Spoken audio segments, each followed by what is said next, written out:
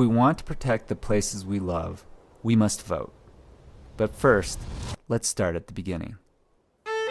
Here, here, here, and here. Our country claims to be built on a lot of things: ideals, law, truth.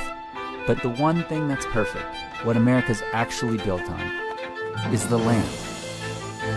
This land, this land, this land, this land. For some of us, our ancestors have been here forever. Others arrived centuries ago. Others did not choose to come here at all. And others were simply our parents looking to give us new opportunities. But despite our different paths, we all converged here, on this land, not made for you or for me, but for everyone. You see, the land is our common ground. The mountains, the slopes, the forests, the crags, and the coasts. The places we play and the places we escape to. We cannot continue to allow our seasons to shrink, our rivers to be polluted, our skies to warm, and our forests to burn. So we must rally around the other thing that unites us, our right to vote.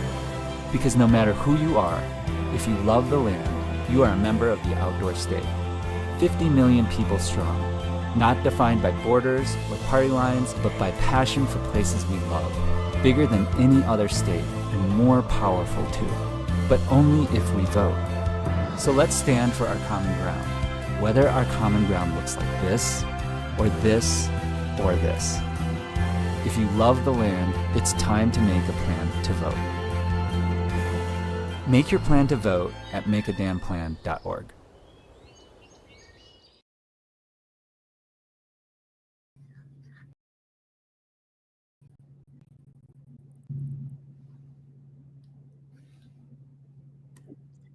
Hey, here we go. Hey, everybody.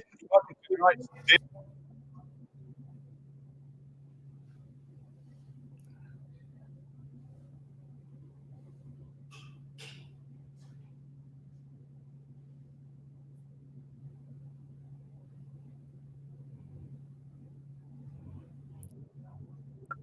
Hey, everybody. Welcome to tonight's digital premiere of the Purple Mountains College Tour. I'm your host, Eddie Nickens. Tonight, I'm joined by Jeremy Jones and Dom Davis. Tonight, we're going to show Jeremy's new film, Purple Mountains, followed by a Q&A where we'll discuss public lands in Georgia and the role that the upcoming Senate runoff rates have in preserving them. Now, before we get started, let's check in with Jeremy and Dom. Tell us about yourselves. Dom, why don't you start? All right. Hey, everyone. Dom Davis, she, her, hers pronouns. I'm coming to you from Atlanta, Georgia, stolen land of the Muskogee Creek tribes. Mom, climber, overall outdoor enthusiast. I'm really excited to be here tonight. And also really excited, recently just joined the POW Athlete Alliance and looking forward to, joining forces with them and helping, save and protect the lands that we love to recreate on. So excited for this film tonight, and thank y'all for being here. Doing very excited. Looking forward to this conversation after the film. My name's Jeremy Jones. You're going to hear a lot from me in this film, so I don't want to spoil any of it. And I think let's dive into the film. Critical time in terms of, as you know, in Georgia, and I have empathy for everyone there. I think Dom really had the ultimate joke of like, next relationship I get in, they better be texting me as much as the amount of political text you're getting now. So, honored to be here, and I think let's hit this film up, and so we have some time for this discussion after it. Hey, Jerry, before we jump into that, how about giving us just a little bit of context, your thought process about actually making this film? Yeah, great question. I mean, I just understood, like we see, we're incredibly divided, specifically on climate, but on many things as a country. And I just really wanted to get out into these rural areas in these key states and find people. We call it the outdoor state, which is people that really identify with the outdoors, and that whether it's hunting, fishing, running, climbing, snowboarding, what have you, and that we share this passion for the outdoors, and we want clean air and we want clean water and a healthy planet. But when it comes to politics, we're incredibly divided, and quite frankly, it's like we're not even having discussions. So you'll see in the film, I was really nervous going into these things, but we do agree on a lot more than maybe the news makes it out to. Sounds good. We're stoked to see it. So we'll dim the lights. We'll cue the popcorn. Let's check out Purple Mountains. Sweet.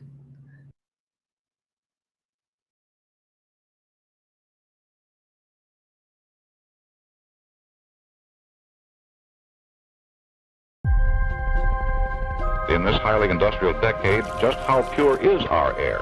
To what degree are we contaminating it by oil and gas fumes? Pollution and overpollution, unless checked, could so warm the earth in 200 years as to create a greenhouse effect. This land that is ours together is a great and a good land. It is in that spirit that I address myself to those great issues facing our nation, which are above partisanship. Will your policies become more, say, pro-environment now? They've always been pro-environment. Anyone who allows political bickering to weaken our progress against pollution does a tragic disservice to every American. We have worked as one people for 25 years, as one people. One of the key strategies was to sow doubt about climate change science. There has been consideration both of the scientific certainties and uncertainties. We do not know how much effect natural fluctuations in climate may have had on warming. No one in the scientific community disputes that this would be catastrophic. The science is screaming at us. If we set our minds to it, we could in this country produce 100% of our electricity. I said before the world that we needed a strong global agreement. The United States will withdraw from the Paris Climate Accord. We're getting out.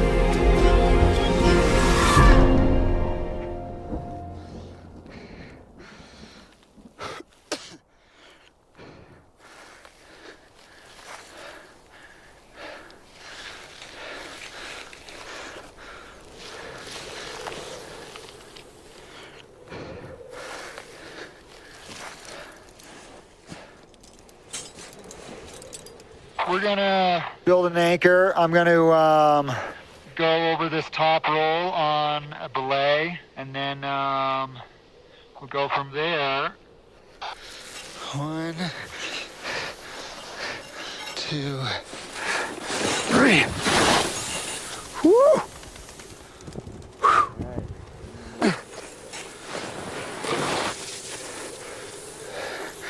How much more rope? Yeah, that's probably your last turn. Okay. Off. All right, Jeremy. Be careful. 1, 2.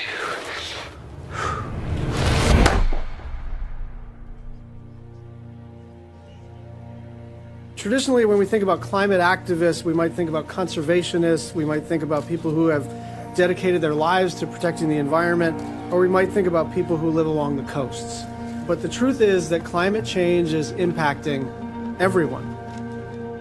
The environment wasn't always a divisive issue. You know, at the end of the day, what we're fighting for is clean air and clean water and a sustainable future for kids.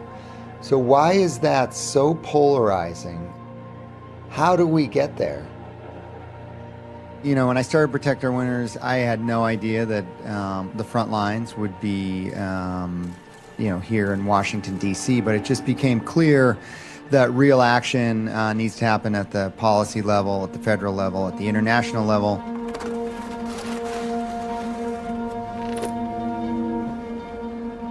Winter as we know it will be half in 2050. And by 2090, 80%, which means winter as we know it will be 3 weeks long. That is heartbreaking. The winter sports community represents $72 billion, 695,000 jobs, which I point out is 70,000 more jobs than the extraction industry. As bad as that is, and the thought of not having winter as we know it absolutely breaks my heart, we realize the global effects on the importance of snow for our water. California, 60% of its water comes from snowmelt. The Sierra is this perfect aquifer. The alarms are everywhere. This is the challenge of our time. We represent a huge audience and they want action on this, but we are running out of time. I definitely never thought of myself as an environmentalist. I was not looking to be a so-called environmentalist, but my whole life is committed to the mountains. I ended up having a lot of success going to the world's most beautiful mountains and figuring out how to ride those. The best lines are the ones that you are like right on the edge of life and death. Big mountain riding is about exploration and figuring out what's around the next corner. You know, that's where a lot of the buzz comes from.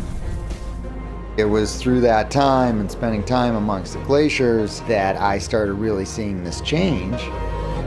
I'm seeing the glaciers recede. I am seeing more consistent rain. I mean, nothing's more heartbreak than rain to the top of the mountains in January. At that time, I had a massive carbon footprint. I realized, even though my career was just cranking, I couldn't justify that my love was having this just blatant, obvious impact on the planet. The other key factor is I was finding the edge of the boundaries.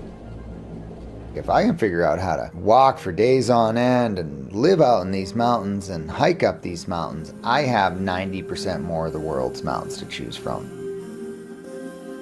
My first foot-powered trip in Alaska, I got this whole new group of people, and I've sold these other people on the idea that, hey, we're going to go out there and we're going to camp and we're going to hike these things. See you later. The problem was I didn't know if I could do it. Holy shit, we should get out of the way. Oh my God. Oh. Are we going to get work right here? I don't think so.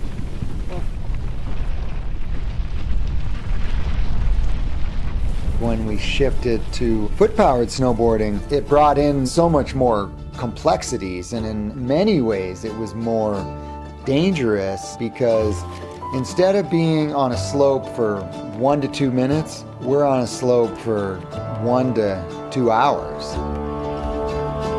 You are forced to let everything strip away and give the mountains your attention. Yeah, just let me check it real quick. 1, 2, 3. These windows of opportunity when this unridden, big, serious mountain is safe to ride, that window opens and closes with these really little subtleties. Dropping.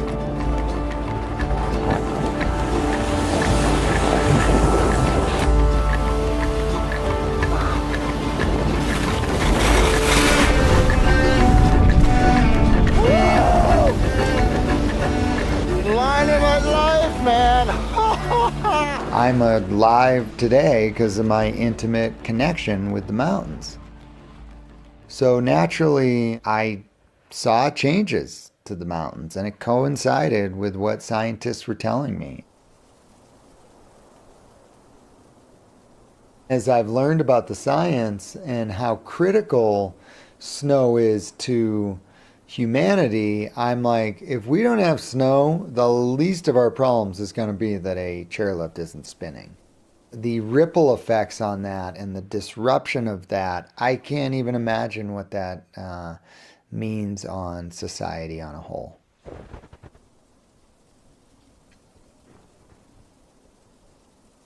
Family is hugely important to me. Now my highs in the mountains, they're generally tied to being out there with my kids. I really started thinking, like, what is the planet my kids are coming up in?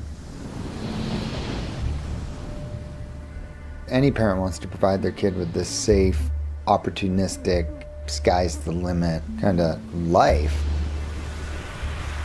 The more that you look at the science, it's really clear that we are doing a major disservice to the kids being born today.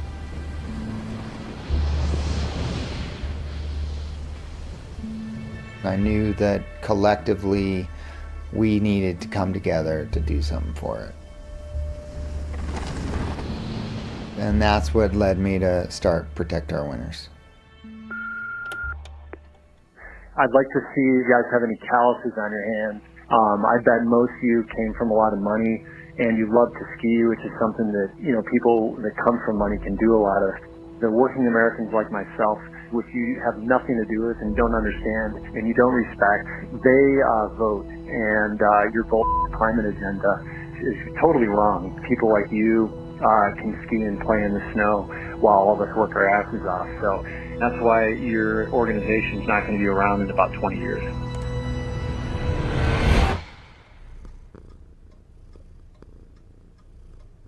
I hate conflict. I pride myself in always finding common ground with people over anything. My idea of a good time is not debating trolls out there. I mean, there's 413 comments on here. I don't even know where to start. Well, here's the classic. Yeah, you fly to Alaska and to Alaska Range, probably all over the world, and I bet you drive something that utilizes said fossil fuels on a regular basis, and those boards you ride have product made from fossil fuels as well. Hashtag hypocrisy, hashtag bandwagon, hashtag don't bite the hand that feeds you.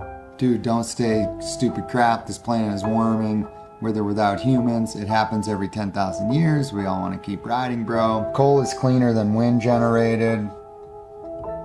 There's just no science. Why doesn't Jeremy Jones set an example and stop using fossil fuels himself? No more helicopter flights, synthetic clothing, or epoxy or fiberglass. My response to that is I live a very examined life, chipping away at my personal footprint. It is important for us to embrace ways to reduce our personal footprint, but we also need large-scale systemic change to get the reduction that we need. It's just not getting there with just personal choice. The Earth may or may not be heating up, but there's no debate that the fight over man-made climate change certainly is. We're now at 17 years and 8 months of no global warming. Carbon dioxide has not caused weather to become more extreme. We just had 2 of the coldest years, the biggest drop in global temperatures. Bottom line, big tornadoes, F3 and larger since the 1950s, have dropped dramatically. Bottom line, we've gone the longest period without a major U.S. Category 3 or larger hurricane hitting the U.S. Bottom line. This isn't about science. It's not about facts.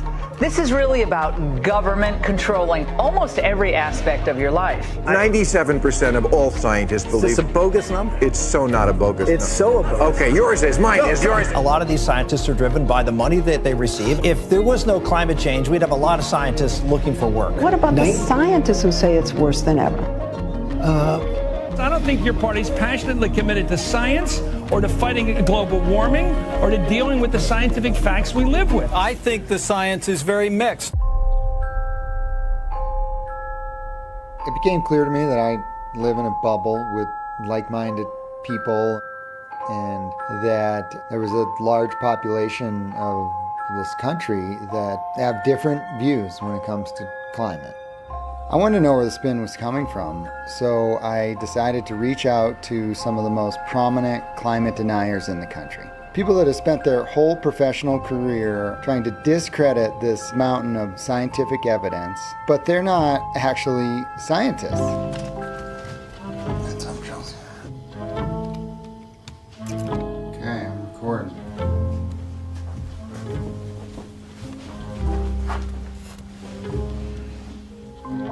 Hello.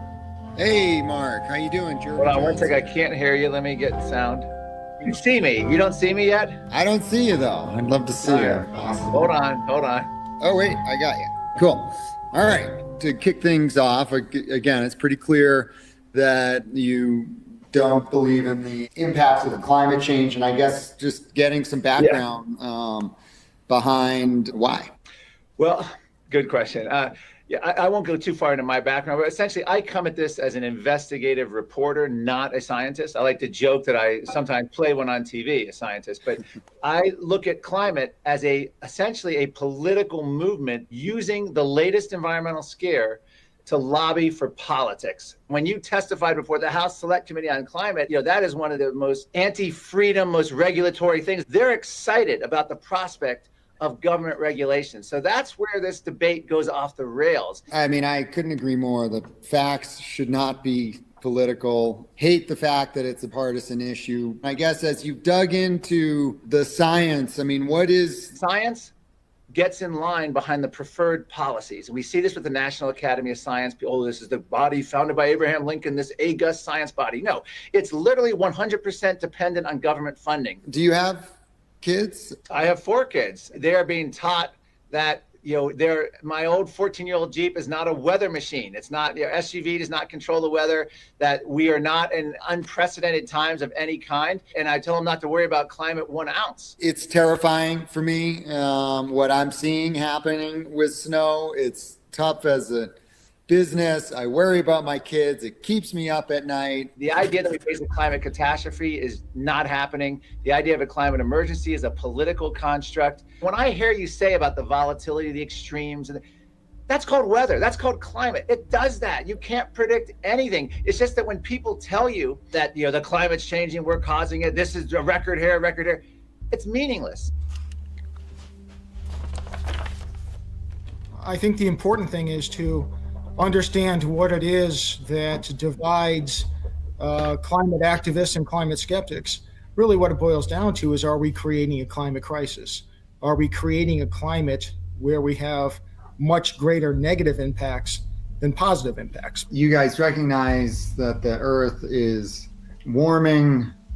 You're not sure what the most effective way to address that or how much humans are playing a role in that? I think your question, it presupposes that a warming climate is bad or a warming climate is something that we must fight. Where I live, we get our water from snow in the mountains. Not having snow would affect, our water source. Well, you make a few points there that we see statistics and facts that contradict this. So, for example, first of all, about the snow, if you go to the Rutgers Snow Lab, what they say is that for the past 30 years, the data that they have is that there's been increasing snow cover extent. Well, I guess just to back up that, I am not a climate scientist, but I am someone whose life literally revolves and watches every drop of snow fall in my range. The stuff I do in the mountains is really based around having a really good understanding of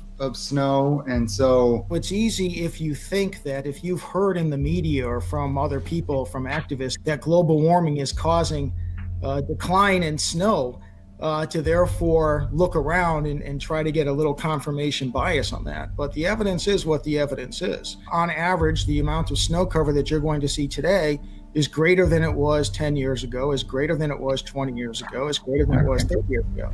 And I'm just amused that you would laugh at that when you're just going on subjective thoughts and I'm going on scientific evidence.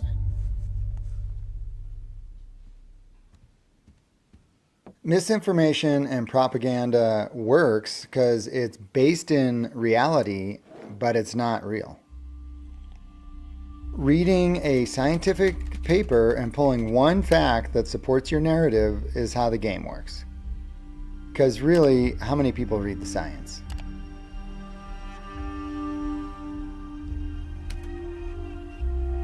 It's only when you dive deeper that you find the real facts, and facts don't lie.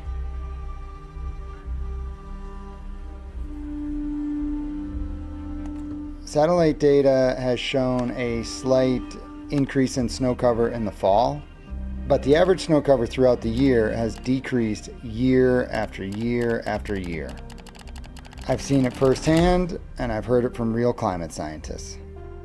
We can choose not to listen, or we can choose to do something, but we can't ignore the facts. It's science. The facts are the facts. So I have been talking recently to these professional climate skeptics, deniers, what have you, and the consistency of the messaging has been impressive. The fact that many of these people have the same talking points is not a coincidence. Almost all of them are funded through right-wing and libertarian think tanks, and those think tanks are themselves funded by the fossil fuel industry. So there's a very conscious and very deliberate effort to pump out disinformation. It's always been about discrediting the science, trying to make us think that the scientists don't know what they're talking about, or that scientists are just in it for the money or the attention. Besides trying to discredit the science, climate change deniers have really played on identity politics.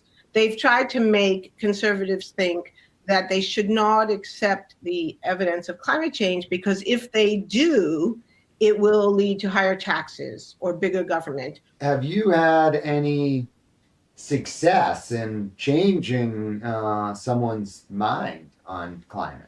There are some people who are really, really recalcitrant, but in the middle, there's a very wide range of views. People who maybe kind of get the issue, but they don't really understand why it's important, or they've heard these things about maybe it's a liberal hoax, and so they're not that happy. And I feel like most of my work is in that space. It's trying to explain to people this is not a liberal hoax. It's not a hoax of any kind. Nobody invented climate change as an excuse to expand big government or raise taxes. But we have this problem, and now we have to figure out what the solution is. And then the other thing is just to remind people of conservative and Republican solutions. We have models of successful conservative interventions. And so then the question becomes, so why has the fossil fuel industry been denying these models? Why does the fossil fuel industry tell you that climate change is a hoax rather than telling you, oh, well, we could fix this with emissions trading just as we did for acid rain? And then that brings to the third important point, which is that this is a big lie, that it's actually a con game, that the reason we're confused and divided is because the fossil fuel industry has been trying deliberately to confuse and divide us. ExxonMobil is laughing all the way to the bank, making trillions of dollars in profits off this con game, and we're stuck paying the bill. We have to vote. We have to vote in people who will represent our interests and not the fossil fuel industry.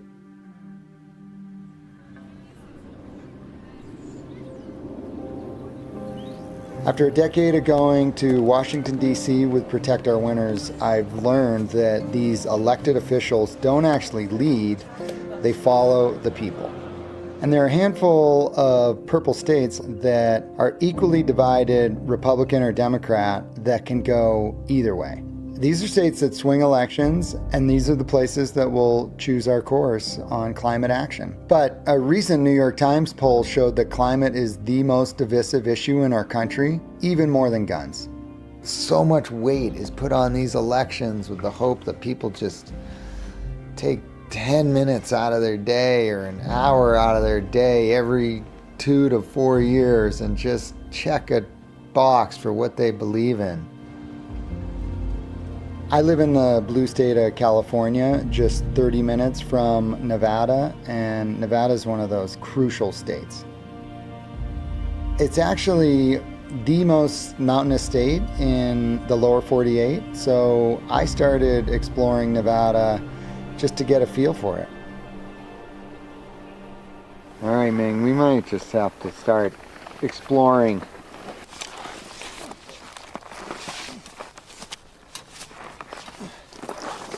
Oh, I just really missed carrying a heavy pack. As a country, we used to agree that the environment was worth protecting. Conservation used to be a bedrock issue for conservatives not that long ago. Richard Nixon championed a lot of our environmental laws. He signed the Clean Air and Clean Water Act and created the EPA. Why has it become so polarizing that people have made it their job to troll people like myself that are fighting for clean air and clean water?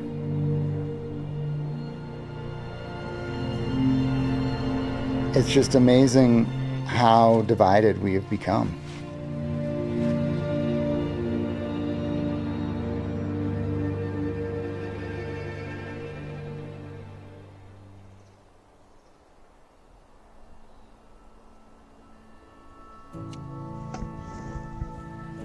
Yeah, just totally blown away at the raw wilderness in Nevada.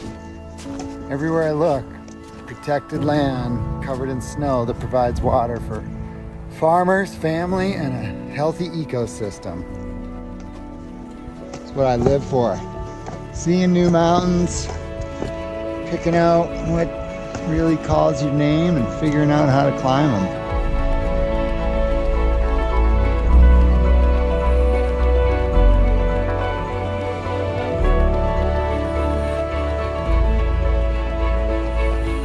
One thing that probably gets under my skin more than anything is when I'm being attacked as being un-American.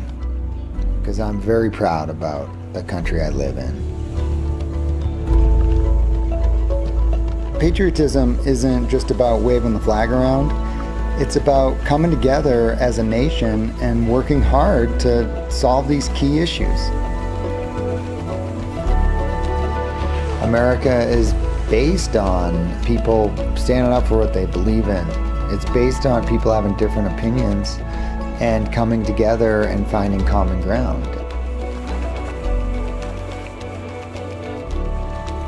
What we stop doing as Americans and society is talking to each other.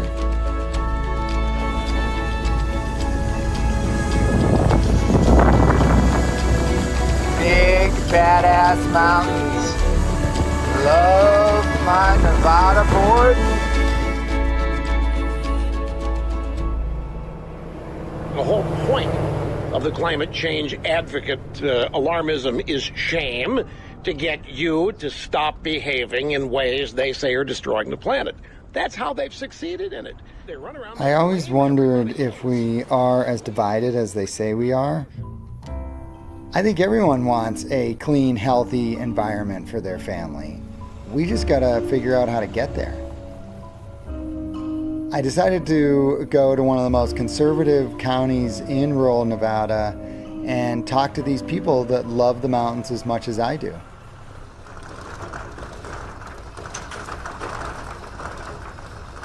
Right here, we're about a half a mile from the base of the Ruby Mountains. From our backyard, we can hike basically from here to 9,800 feet and ski back to the house in the wintertime. It's a winter wonderland here. I've been involved with National Ski Patrol for 23 years. You know, I grew up in the Sierra foothills, and the mountains are my home. That's where I find my peace. It's been a great place for my kids. Skiing is the one hobby that really challenges us. But all of us take an interest in reviving old Volkswagens or old dune buggies and bringing them back to life. Those are things that bring our family together and keep our family connected. Oh, that's a simple fix. Ah, looks like we need a new hose clamp. Oh!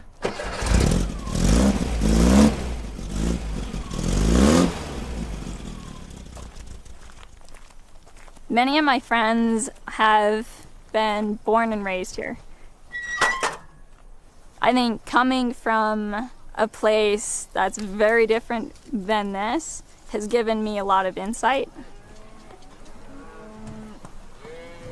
Like, the cool thing around Elko County is trucks, horses, and cows. I mean, I agree those are all cool, but there's a lot of other cool stuff too. Skiing, rocks. I don't think anyone else in my class of like 200 is going into geology.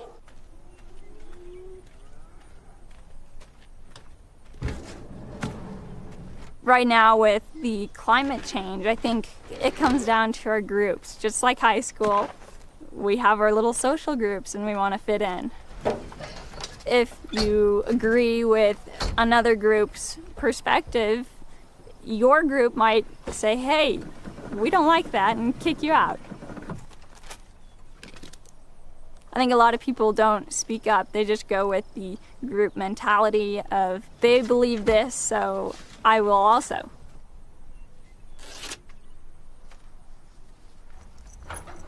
Volkswagen people are their own group. It has no lines. They share a love of driving their old tin cans. Skiing is very similar.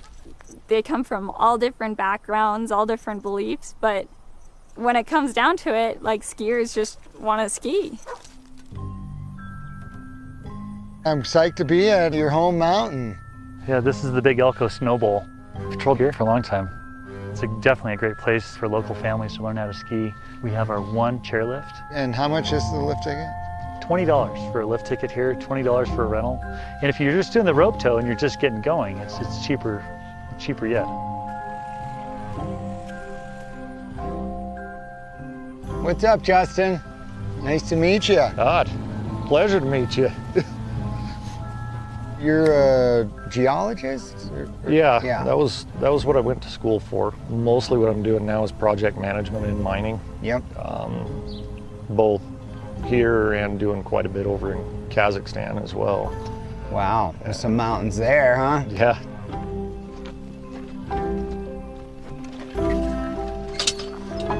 Thank you, sir. You're welcome. It's awesome to get out here with you. You know, someone makes their living as a hunting guide, and as I learn more and more about conservation, I've learned that hunters are really the original conservationists, you know, through the Roosevelt era. And quite frankly, I think the outdoor community has a lot we can learn from the hunting community when it comes to protecting these public lands. What were you doing when you were boring holes underground? Yeah, so in New York, they were fixing the old aqueduct that supplied 500 million gallons a day to New York City. We came in, dropped like a $15 million machine down there, put it together, and then drove away from the existing aqueduct, went underneath the Hudson, tied back in. So we'd go down the bottom of the shaft, get on a locomotive, go into the tunnel boring machine, and then you'd just be sitting there mining and building rings all shift. I'm assuming you must have tons of engineers, like the science and engineering to do something like that is cutting edge. It's almost like going into space. I had a great time, but like I said, it was either I do that and like focus on a career and money and like a powerful position, or I come out and just focus more on life and living.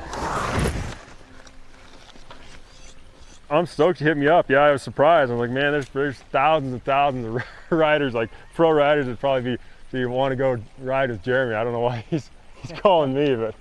Dude, this is your range, man. You spend more time here than anyone. You're the only local split boarder I know in this area.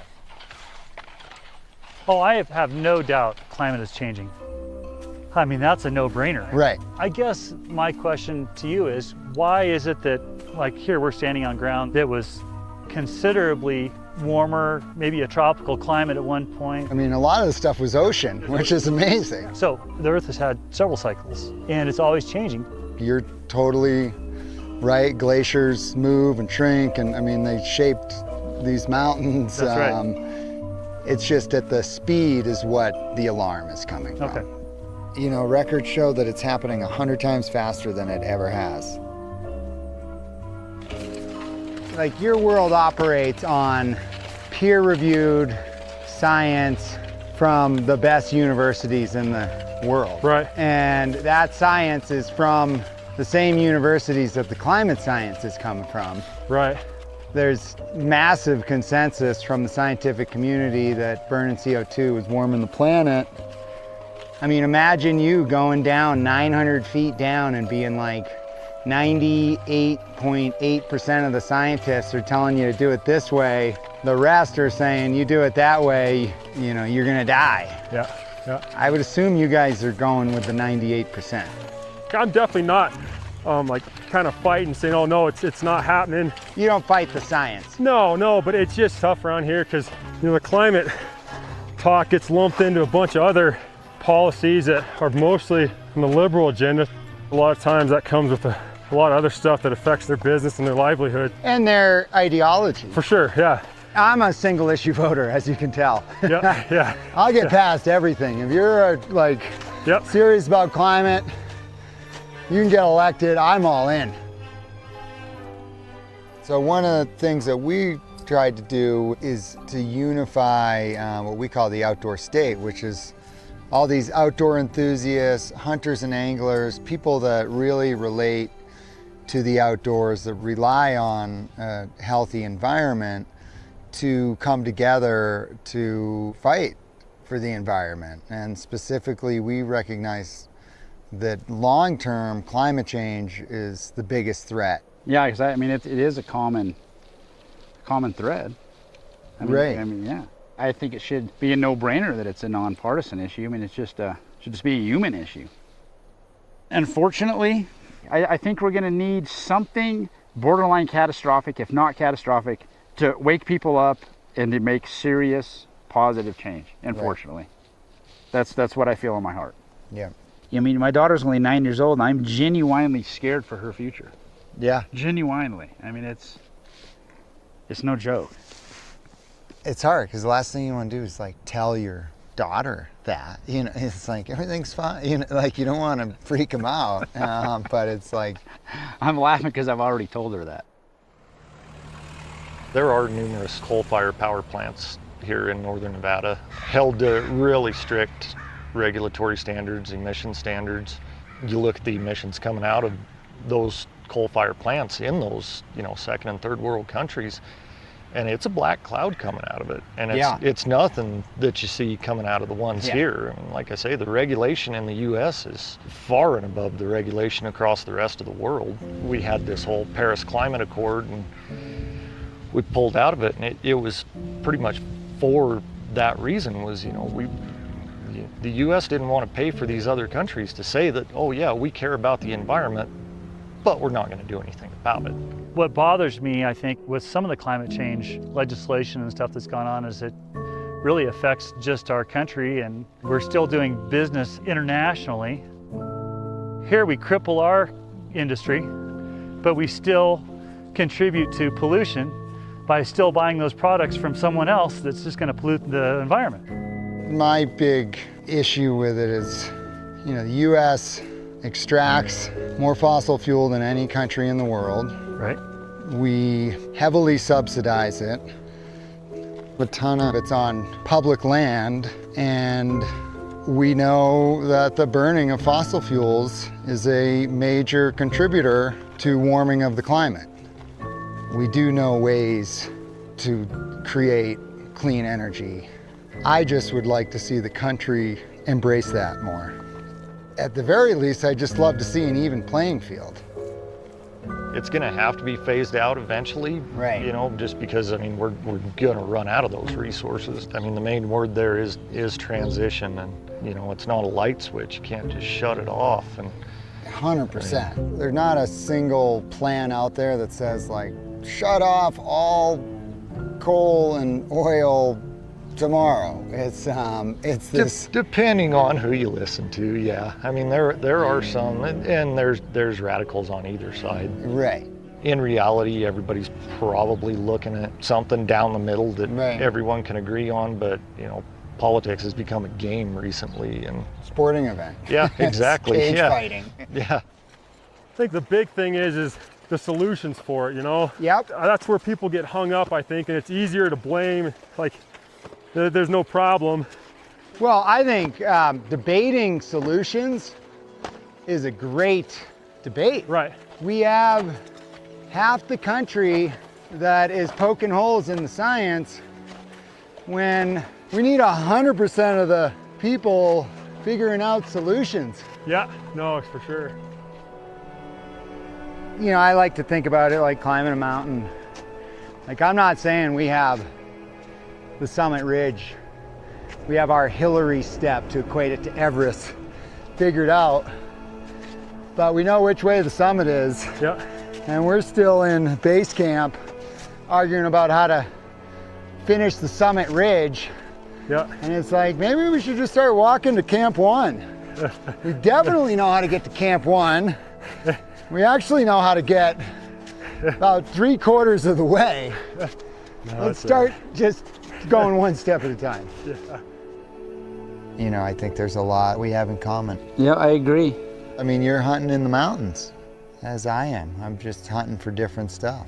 Yeah, you're hunting for the ultimate tern, I guess, and I'm hunting for the elusive mule deer. I don't know if I could take the shot, because full disclaimer, I don't eat meat. Well, Full disclosure, I'm a carnivore, so I'll take the meat.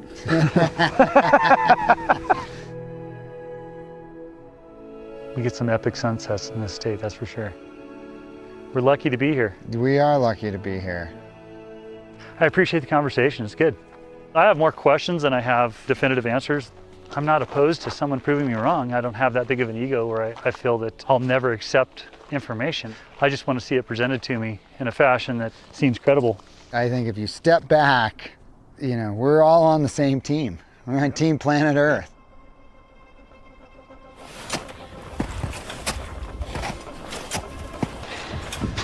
Classic coolie.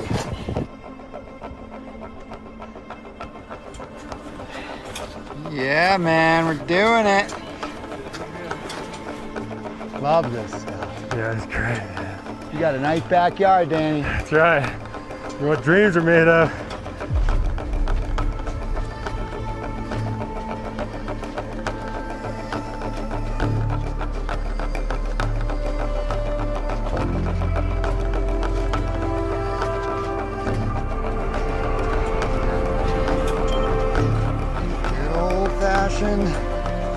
Nevada boarding. Dropping, baby. Hell yeah.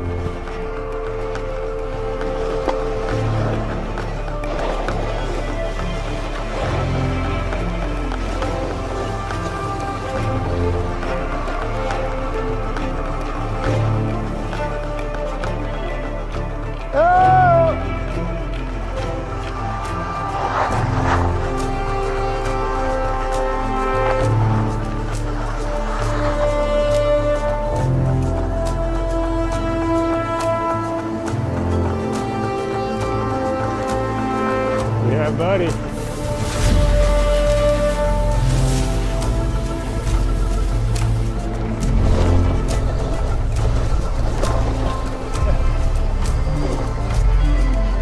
Keep it going.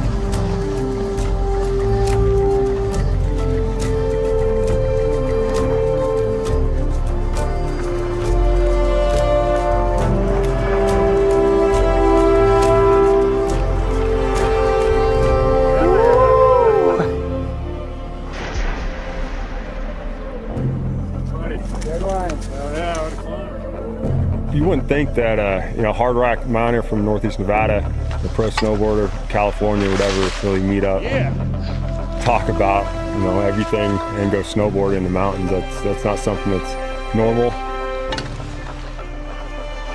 But it's the type of communication and interaction that I think we need to get out there more, get different opinions.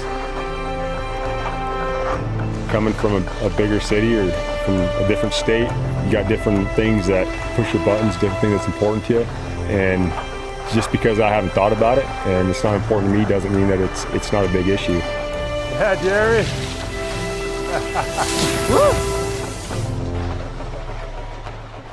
I met some great people in Nevada, even made some new friends, had some great conversations, and it turns out we are a lot closer on many of these issues. Yeah, get it. But the heartbreaking reality is that unless some conservative leaders change their mind on climate, there's no candidates that these conservatives who care about the environment can vote for. It made me wonder if a conservative leader could get past identity politics and take climate serious. Are you afraid of the climate crisis? If I only listened to politicians like Al Gore, I'd be afraid too, very afraid.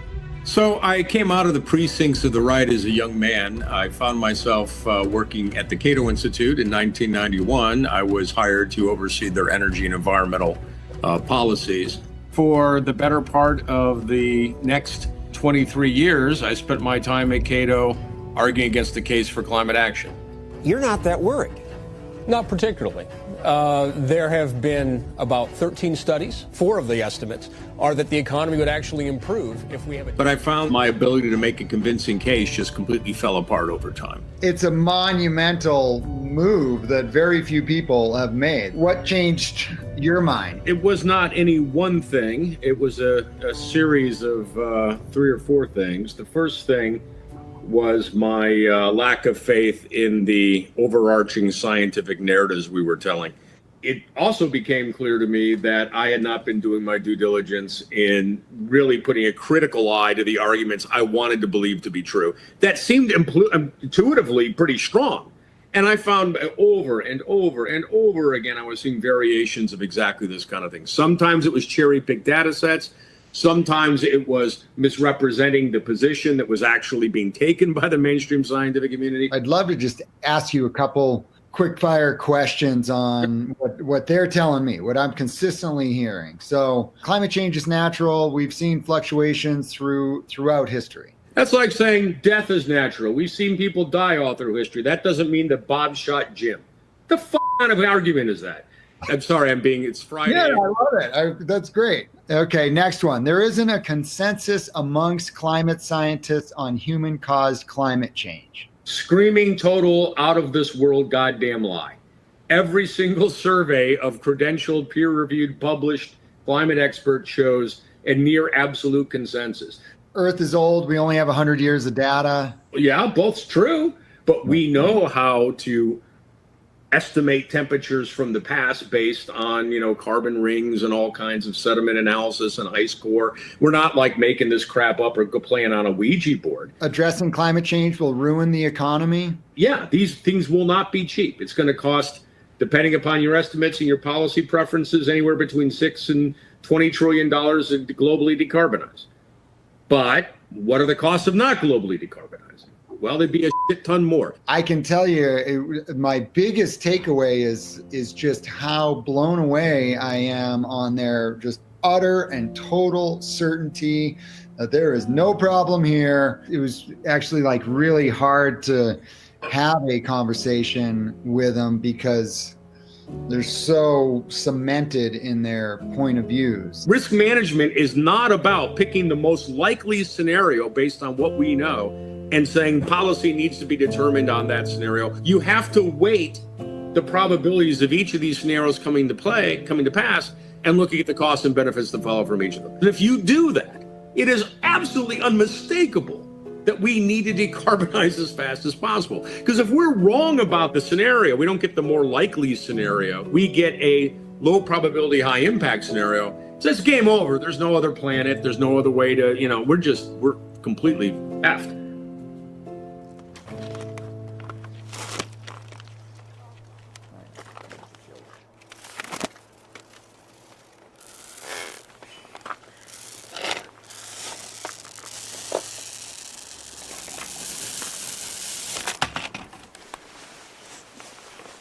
Right here.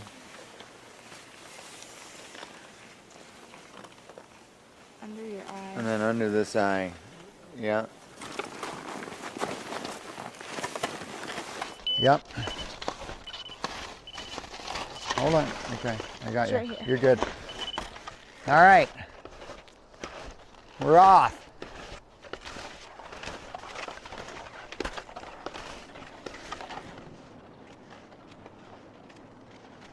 So we want to move through the convex rolls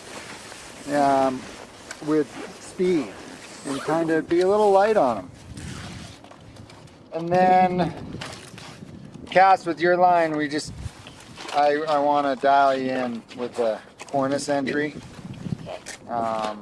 There will be slough, so if you do have to stop or you fall or something in the fall line, expect some slough coming down on you. 3, 2, 1, drop it!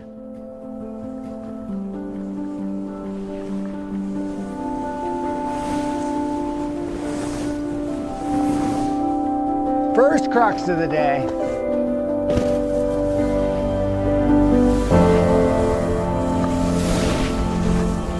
Mia Jones, drop it. Oh, it makes a nice heel turn into a toe turn. Yeah. Nice air.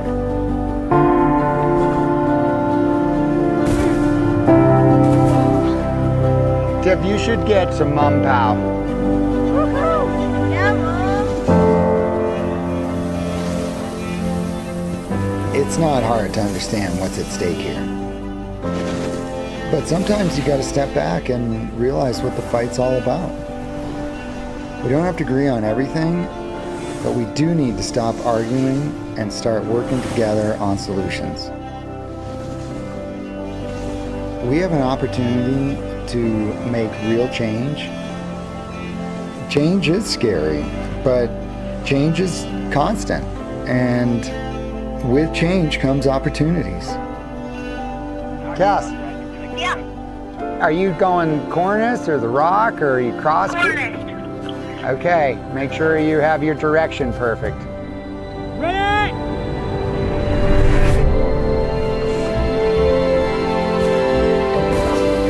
Oh, so close. Good try. I think it was Martin Luther King who said, you can't beat hate with hate.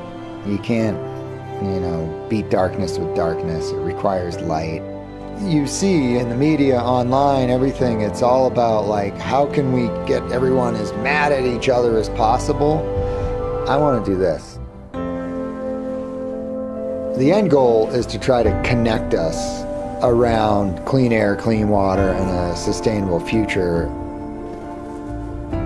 The path we're on is a path of destruction. It's unsustainable. There's a real sense of urgency, and that's going to take a lot of work, and that's what we're pushing for. The only way I'm looking my kids in the eye in 20 years is going, I fought like hell to try to get us on the right path. But at the end of the day, we need climate champions leading our country. We don't need the whole country on board. We just need 51% in the right places. And if I can do that, one voter at a time, that's how it starts. Just like climbing a mountain. One step at a time, one voter at a time.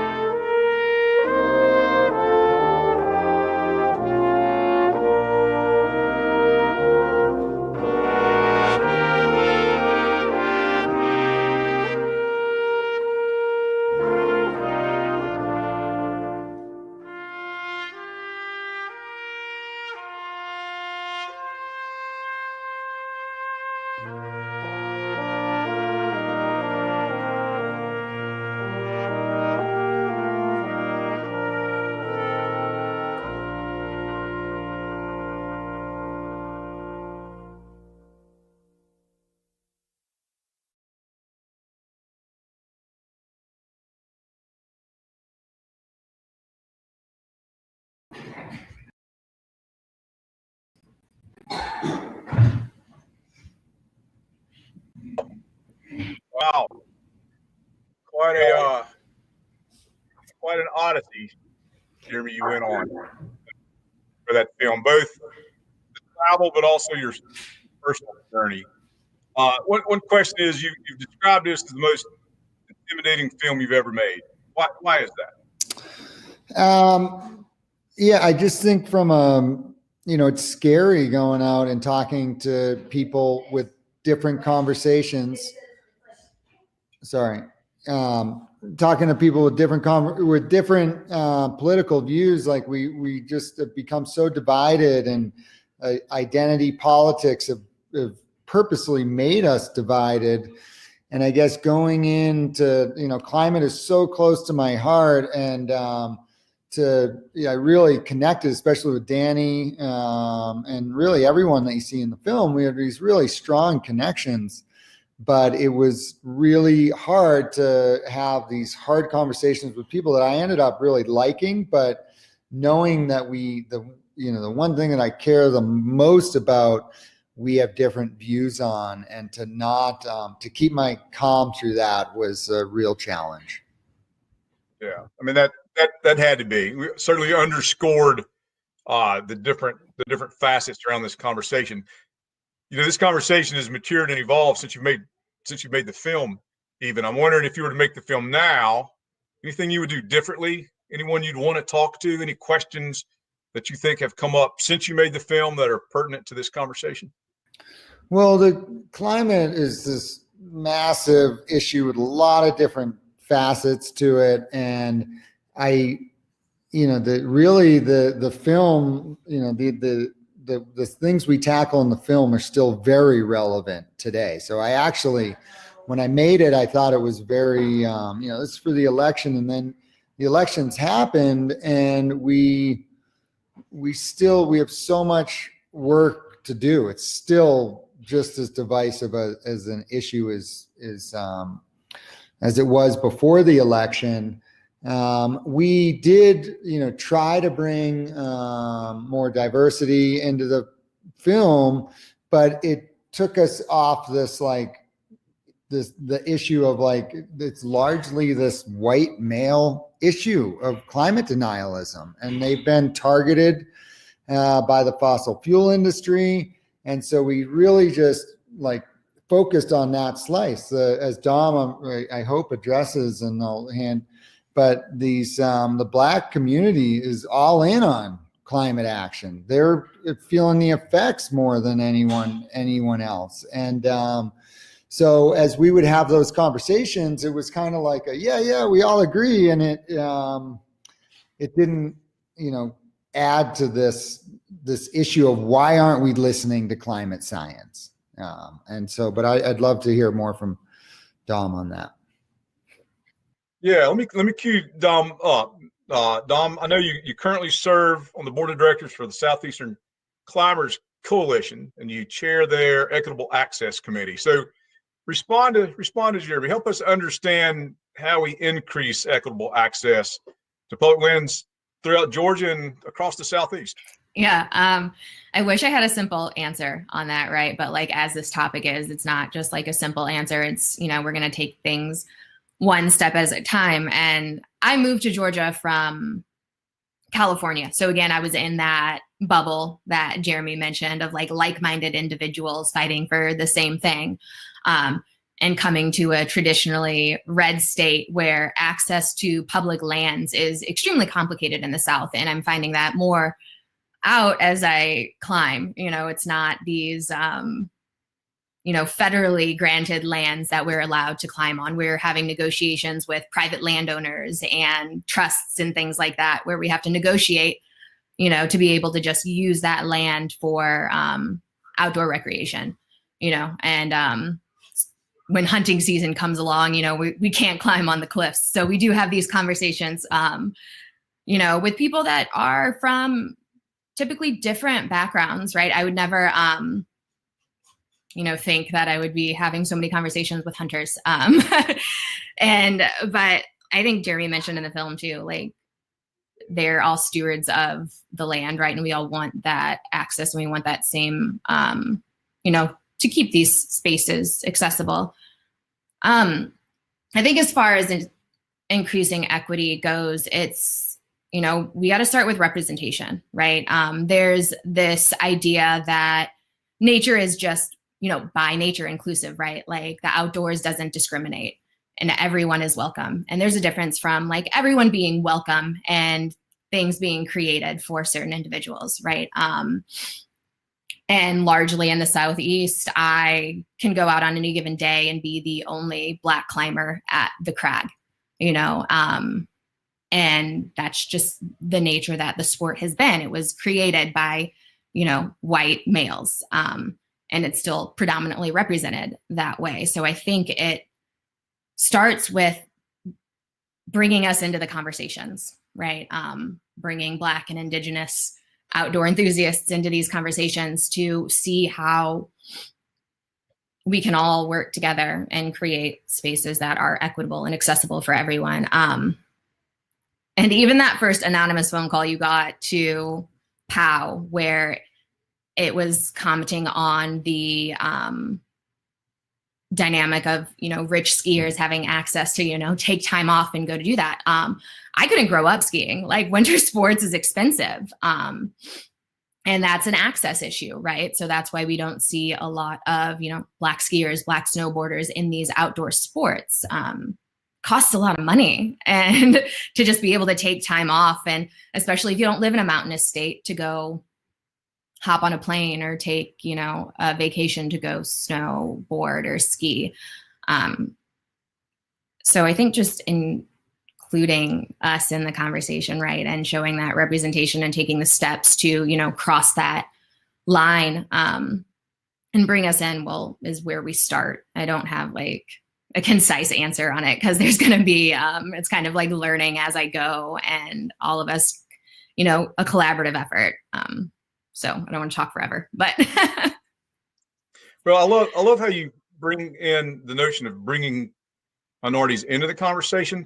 I hope in the climbing and the snow sports arenas, you have the experience that we've had over the last few years in the hunting and fishing arenas, where there are a lot of African-American anglers and hunters, a lot of Latinos. There's a lot of minorities that are involved in these sports and quite passionate about these sports, but they sort of existed in this parallel universe because they didn't feel like they had a place at the table. Exactly. And so I'm hopeful that through the conversations we've had in the endemic hunting and fishing industry, we've discovered people who were already there. They were always there, and shame on us for not making them feel welcome as an industry. But hopefully in your industries, in your pursuits, you're going to find that once we start having conversations like this, that people are going to feel comfortable, and that you're going to find this parallel universe that we did, which is strengthening the hunting and fishing ranks immeasurably. I couldn't agree more. I mean, it has, we've just learned a lot over, I think the Black Lives Matters and everything that happened this summer was eye-opening. But the reality is yes, it's a very small amount, but it is growing with people of color in the mountains, and actually it's just as we've started to really bring these people into our fold, it's not only is it more fun and cooler to have diversity, it makes for more interesting everything, but we're learning how to, like, for sure, some of this stuff, to go to Aspen for a weekend. I mean, most skiers and snowboarders can't do that, but like my hometown, we have a small resort. It's a $99 season pass. You can go to the ski swap, get $200 head to toe setup. And so to just call it a money issue is BS. It's hey, we want you, and we have half my town is Hispanic. Half the resort doesn't look Hispanic, but we are starting to see that growth in some of these other areas. And I really do think we're going to see a real upward trend in that. And it's going to take time, but I think that I think it's been a little bit of a blind spot. I mean, the diversity is it makes everything more interesting. And I just think that we'll see more of that. But I guess sticking on that subject, as I did some research on Georgia, I was surprised. No disrespect to anyone in Georgia, but I don't think it is this like thriving outdoor recreation hub, but it's actually this big business. And when it comes to climate, we really, that's what we go to Capitol Hill. We need clean air, we need clean water, and we need a healthy climate. And we represent a bunch of jobs. Can you give me some insight in what's going on in Georgia these days recreationally? Yeah. Again, I moved from California to Georgia and I was like, oh, I'm going to the South. Like, it's not going to, but outdoor industry wise makes up $27.3 billion in revenue. That's like, it's huge. And we create close to 240,000 jobs. So whether we take like climate out of the option and just look at money, right? Like we're bringing in money, we're bringing in jobs, you know, and if that climate change affects our outdoor recreation, that money is affected too, right? So if we don't focus on climate change to preserve these places in order to keep the outdoor recreation sustainable, we're going to lose revenue as a state and we're going to lose job opportunities. I know I moved here, it'll be 4 years ago. And even within that time, like I've seen the amount of rain just increase and the heat in the summers increase. And as a climber, that's the worst. Like we're having less days where we can be out at the crag because there's going to be more rain. Like our winters are shorter. Like we don't have the good temps. Water levels decreasing in our lakes. So we can't do the motorized sports that we want to because the water level isn't high enough, you know? I'm not an avid angler. I'm not going to claim that, but I've gone fly fishing a couple times up in Raven. And, you know, the trout up there is completely temperature dependent, right? So when these freshwater streams start warming, the population stops, you know, it starts to dwindle and decline, you know? So if we don't begin to focus our attention on what's happening, we're not going to have these sports to enjoy. You know, lowlands are flooding. We're losing coastline. There's more hurricanes coming through, you know, so, and our outdoor industry is huge here. And I think people fail to realize how much power we have as, you know, the outdoor state, right? How much power we have to create change and affect change because it's a large community of individuals that have a vested interest in keeping Georgia green. Right. And all of the wonderful things that Georgia has to offer in the outdoor recreation accessible. So those are just a few things that I've noticed since being here. I climb in the summer regardless. If it's above 95 degrees, it's not as enjoyable. But with climate change, we're going to see more days a year, especially in the South where temperatures reach above 95, you know, and I didn't see many hunters on this, which is, you know, God, what a large group of people that we need to bring into the conversation when we're talking about climate change and like the outdoor industry, because they're out there all the time. Yeah, yeah. And I think they're involved in the conversation. You know, but Georgia's got a lot on the line with this. You mentioned trout fishing, Dom, right? The only native trout to Georgia is the brook trout. Mm-hmm. And you're looking at potentially 80 to 90% losses of brook trout habitat in the mountains. You go all the way to the southern corners, the coastline.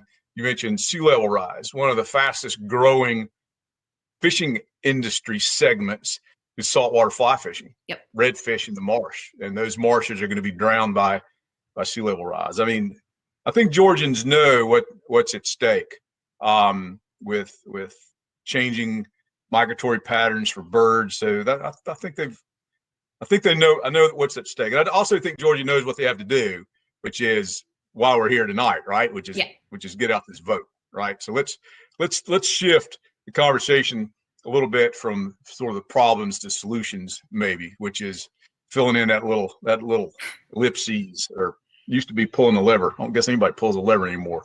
Dom, let's get real. As a Georgia resident, tell us who you're voting for in this election. Tell us why. I think my hoodie, speaks for itself.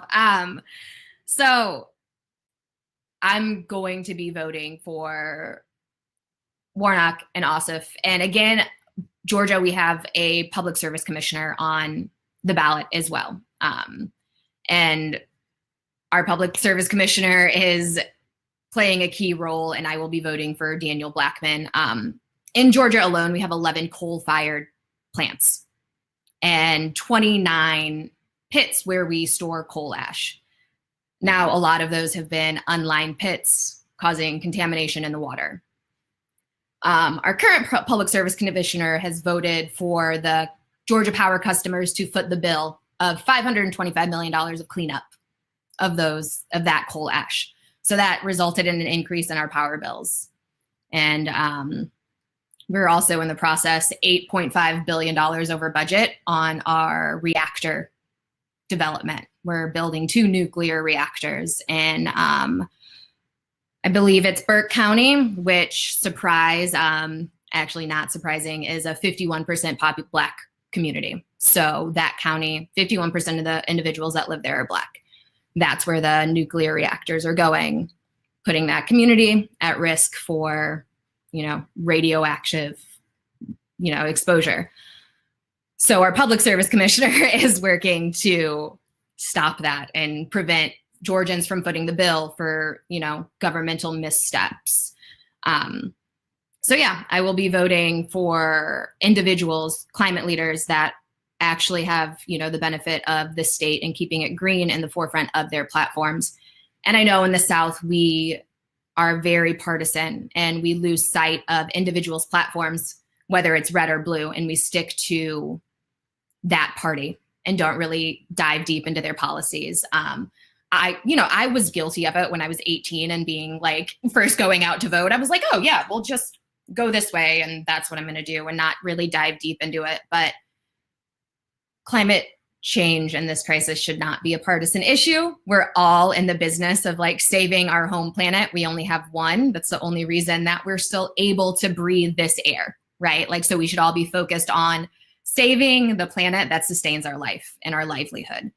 And again, our Black and Indigenous communities are feeling the heat of climate change more than, the Loefflers and Purdue's of the world. Our independent farmers in Savannah are, feeling the sea level rise that's affecting their, ability to harvest. So I want to elect our climate leaders into office. So I'm going to be voting blue to keep Georgia green or make Georgia more green. And I just encourage everyone to dive deeper into the issues and not just look at Republican versus Democrat, because we need to be joining forces, because progress is not going to happen divided on this issue. So that's who I'm voting for. And Eddie, I'm just curious, with the hunters and anglers history of land protection, really, the first to say this land needs to be protected, the original conservationists. And as you mentioned, all these changes happening in Georgia, are they making the connection? Do they see climate as a threat and understand that, hunting and fishing is on the ballot in the Senate runoff races? Yeah, Jeremy, I don't think there's any doubt that they do. And part of it has to do with the demographics that we see that's actually growing the hunting community, which are now younger. Some might say hipper. I might argue against that. But, I think it's part of the food, the push for food, for wholesome food, for finding your own food, for sort of closing that circle that's bringing younger people into the conversation. And what we're seeing now is that, traditionally these hunting and fishing traditions were sort of handed down generationally, fathers, grandfathers, grandmother, to the young folks. Now we're seeing young people who are dialed into these issues and are not going to sit back and let things get mucked up. And they're reaching up and they're pulling the older folks, the older hunter anglers, into these issues. And I think that's a paradigm shift that's hugely important and will have a big impact. The other paradigm shift that I'm seeing, it's not just hunters and anglers, but I know hunters and anglers feel this keenly. I'll use an example. I used to go to the mountains to trout fish, and I'd see the National Forest sign, right? I'd go, oh, that's National Forest land. I can fish there. Or I'd see a state park sign. I'd go, oh, state park sign. That's state park land. I can hike there. Now I see a National Forest sign and I say, that's my land. That's not National Forest land. State park, that's my land. And I'm giving it to the government to hold in public trust for me. And I think that's what's going to change this conversation. I think that's what's going to move forward, is this sense of ownership that we've had from the infant days of the American experiment. We're all now grasping, and then we're just taking that into our DNA. That is our land. And climate change is wrapped up in that. Climate change is a private lands issue as well, but we all know the serious impacts it's going to have on public lands. Well said. That is beautiful. I'm going to look at it a little different after hearing you say that. Yeah. What about anticipation for the election? What's one thing that people can do? We're closing in on our time here. What can people do right now in anticipation of the election? It's coming up in a few days. We don't, people have just been hounded and pounded with ads, everything else. Now is not the time to get tired and write it off. Now is the time to make that last final pitch, which is a climbing joke that a hunter just made. I think that should be there we go. Lauded for it. What's one thing? Common ground here, Eddie. Common ground. Yeah, in anticipation election. What's the next step? Create a plan, right? Early voting in Georgia started Monday. I believe it goes since we have 2 federal holidays during voting period, early voting period, New Year's Day and Christmas. Believe they extended it to the 1st of January for early voting, as well as I think polls are open on a specific Sunday because of the holidays. So make a plan, whether you're voting early, whether you're voting absentee, know the dates. POW has created a great voters guidebook. So I believe that's linked on websites, and you can find information there about candidates and platforms and everything that they're running on. And, mask up and get to the polls if you're voting in person. And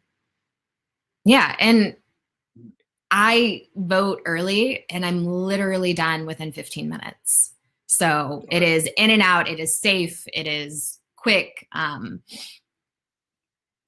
every vote does count. If we're going to look down at like the county per county votes that turned Georgia blue this past election, 5 votes in some counties, 3 votes in other counties, we're not talking large numbers. So everybody's voice does make a difference. And, whomever you're voting for, I think, is being a part of this country. It's a responsibility to get out there and express that. We have this amazing opportunity to be able to cast a vote on somebody that we want to see in charge, informing policies and governing. So just get out and vote.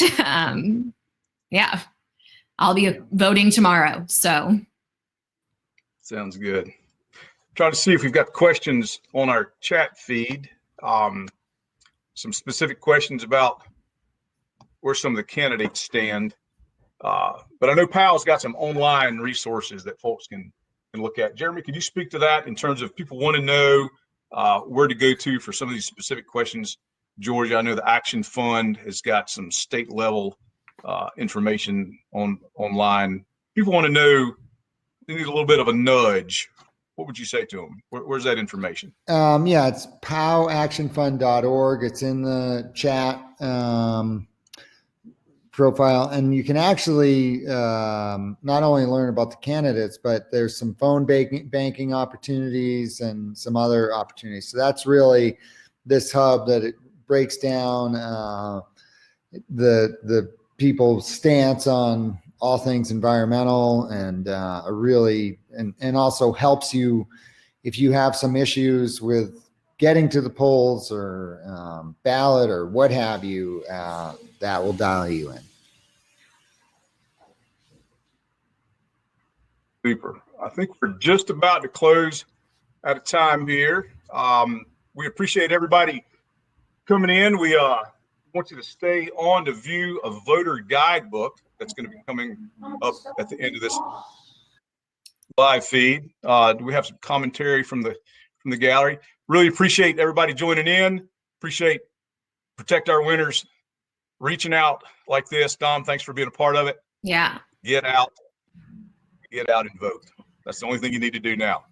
The whole world is watching. No pressure. But really, yeah, Georgia is definitely in the spotlight right now. Never thought that, that would be the turn but everybody is focusing on Georgia. So we have to look beyond our party lines, right? And come together, find that common ground, Jeremy, that you were speaking to. This isn't just a Republican versus Democrat issue. This is an us issue. Like, this is a human issue, and climate change only became partisan recently. So we need to come together on a path to fight this. And I believe we can all agree on wanting clean land and healthy animals and clean air. It's in our benefit to elect climate leaders that are committed to fighting for this, whether you're a Republican or a Democrat. So please get out and vote. All of my fellow Georgians down here, we got until the 5th, so let's do this.